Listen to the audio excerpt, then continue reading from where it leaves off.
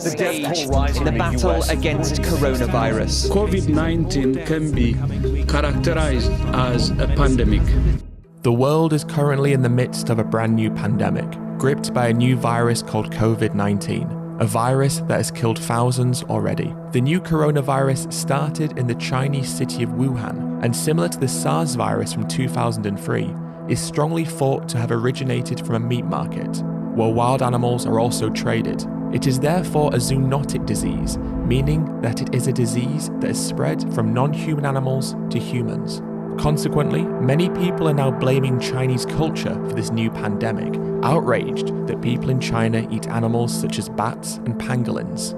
However, outbreaks of zoonotic diseases have happened before in many places around the world. And so, is there a bigger issue at play here? Now, undeniably, the trading of wild animals and poor regulations and standards for trading animals increases the likelihood of zoonotic diseases occurring. But to understand whether or not something like this could happen again, or anywhere else in the world, we need to look to the past and see the origins of other zoonotic diseases. The Centers for Disease Control and Prevention warns that 3 out of 4 new or emerging infectious diseases in people come from animals.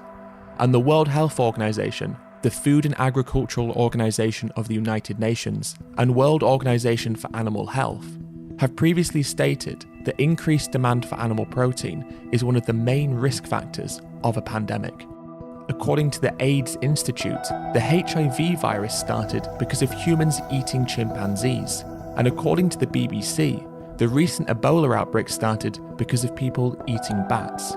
Furthermore, BSE started in the UK because farmers were feeding dead cattle back to cattle, forcing them to cannibalize. In 1996, the government announced that BSE had jumped to humans. The unit has identified a previously unrecognized and consistent disease pattern. And the genetic lineage of the swine flu pandemic was traced back to a pig farm in the US.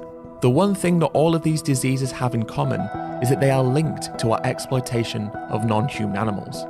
In a similar way, because COVID-19 is strongly believed to have started in a meat market, the virus was passed to humans in an environment that only existed because of our desire to eat animals. Zoonotic diseases can be created in any country, and regardless of the country they originate from, our exploitation of animals increases the risk of these diseases emerging. COVID-19 is just the latest in a long history of deadly diseases, many of which have been exacerbated because of what we do to animals, and most likely, it will not be the last. And what awaits us in the future could potentially be even more deadly and destructive. It's easy for us to blame China for what is happening because it removes accountability from our own actions.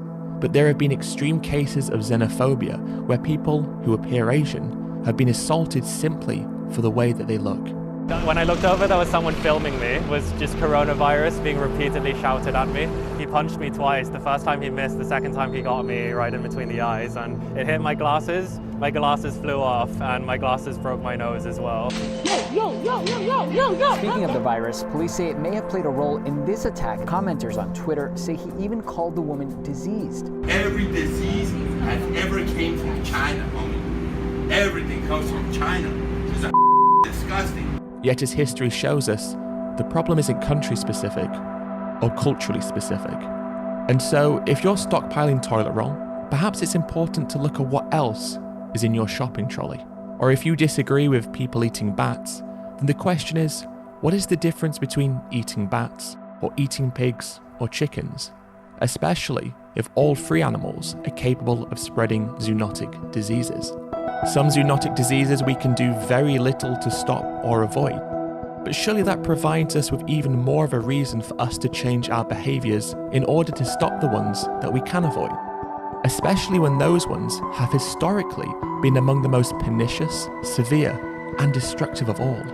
How can we claim that exploiting animals is a personal choice when doing so not only kills trillions of non-human animals, but in turn increases our risk of pandemics?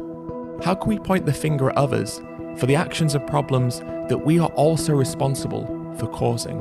If COVID-19 can teach us anything, it must be that in the blink of an eye, everything can change. And we must ensure that when it dissipates, we do not go back to business as usual. As long as we exploit others, we increase our risk of these things happening again. How many more have to die? How many more viruses does there need to be? How many more need to suffer? And at what point does enough become enough? As we all find ourselves united under the same global crisis, on opposite sides of the world, but dealing with the same threat, can we use this time to reflect on our actions, how we've consumed, how we've lived, how we've eaten? The whole world is coming together during this crisis. People are showing how much strength we all have together in unity. People singing from their balconies, isolated, but not alone. It is times like these where we see the beauty of our species and the interconnectedness of all life. We share this planet together as a species, but also among others as well. Let us use this crisis to learn from our mistakes. Let us learn to treat everyone who lives here with respect, and to also respect the planet itself.